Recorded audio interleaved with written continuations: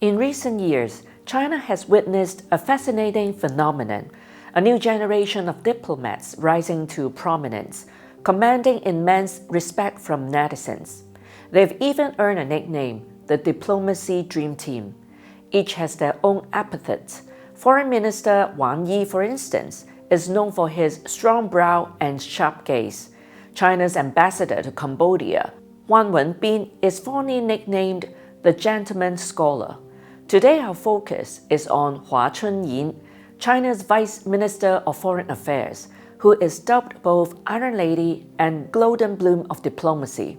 Indeed, Hua Chunying's one of the brightest names in China's diplomatic circles, but perhaps her most striking title of all, the Chinese woman even the US dares not challenge. Hua Chunying serves for years as the Foreign Ministry's spokesperson. She faced constant provocations from Western governments and endless barbed questions from European and American reporters. Yet, don't be deceived by her calm demeanor. For every storm hurled her way, Hua Chunying faced it head-on, unflinching and resolute. With a voice dignified and steady, she used logic as her shield and truth as her blade, cutting through the fog of any China rhetoric and striking back with precision, shattering the narratives crafted by the United States and its Western allies. Born in 1970 in Huayin, Jiangsu Province, Hua came of age during China's great era of reform and opening up. Her hometown flourished economically, and she had frequent opportunities to meet foreigners, which broadened her horizons. Even as a schoolgirl, she was captivated by English books, laying a solid foundation in foreign languages and perhaps hinting at the diplomat she would one day become. In 1988, Hua Chunying entered Nanjing University, ranking first in her county. Upon graduating in 1992, she realized her lifelong dream, joining the Ministry of Foreign Affairs as an officer in the Department of Western European Affairs, now known as Department of European Affairs. Years of overseas posting followed before Hua returned to China in 2010. 2 years later, she was appointed Deputy Director General of the Department of Press, Communication and Public Diplomacy. And that November, she rose further, becoming the ministry's spokesperson, the fifth woman in history ever to hold that post. Her ascent continues swiftly. In 2019, she was appointed Director of the Department of Press, Communication and Public Diplomacy. That same year, she also took charge of the Office of Public Diplomacy, becoming the second woman in China's history to hold that position.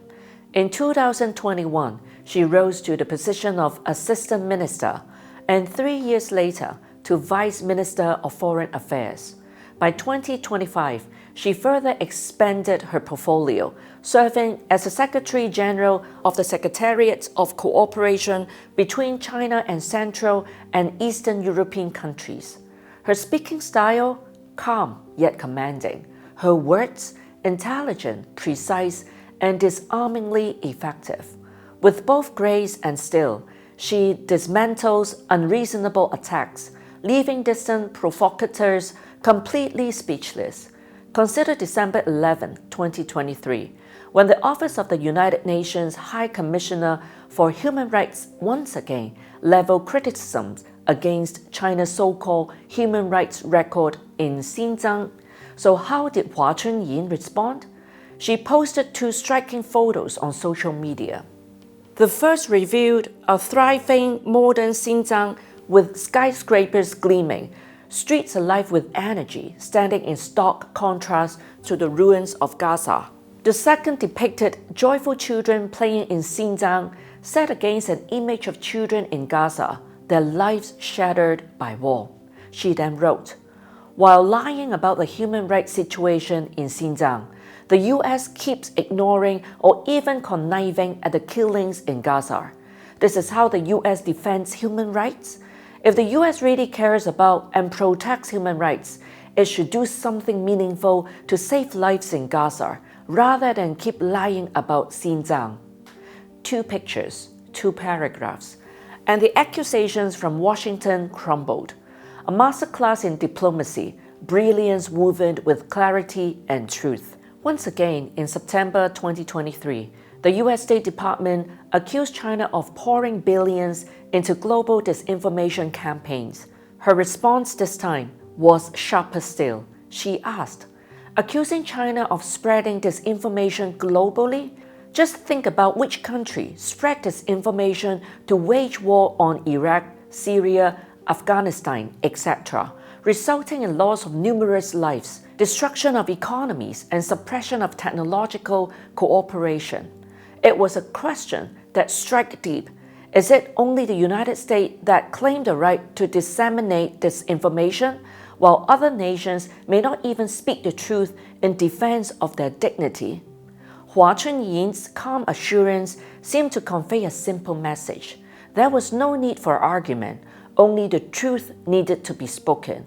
In comparison, her poise stood worlds apart from the combative tone of the current White House press team, such as the spokesperson Caroline Leavitt.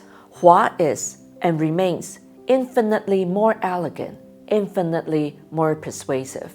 Yet there are moments, fleeting but fiery, when blood depths stir righteous anger. In July 2023, NATO issued a joint communique accusing China of posing systemic challenges to Euro-Atlantic security and of undermining the rule-based international order. Hua Chunying did not hold back. She denounced NATO bluntly. China having coercive policies? Isn't NATO the one who has engaged in bloc politics and military operations around the world, threatening other countries with force and challenging the interests, security, and values of the world? She once again reminded the world and the Chinese people of NATO's past bloodshed. We haven't forgotten the debt of blood NATO owes the Chinese people in bombing Chinese embassy in former Yugoslavia. Asia-Pacific countries don't welcome a war machine, still less an Asia-Pacific version of NATO that stokes bloc confrontation or a new Cold War. Many imagine diplomats to be soft-spoken and docile, but are they? Really? Of course not.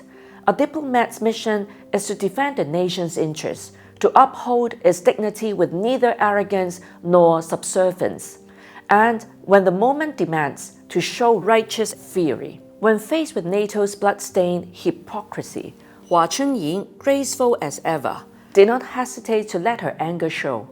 Her words struck like lightning, fierce, but just echoing exactly what countless Chinese citizens felt in their hearts.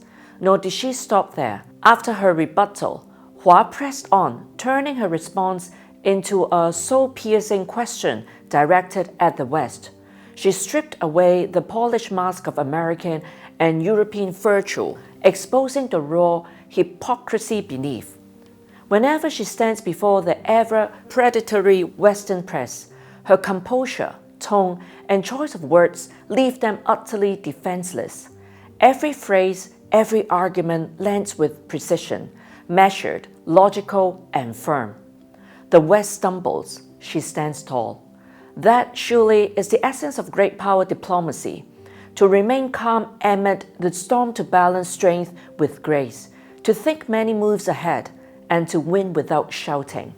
So now, can you see why so many believe Hua Chunying is the Chinese woman even the US dares not challenge? For China, having diplomats like Hua Chunying standing guard at the gates of diplomacy is not only a symbol of strength, but in every sense, a blessing. Thank you for watching, and we'll bring you more on national diplomacy next time. Bye for now.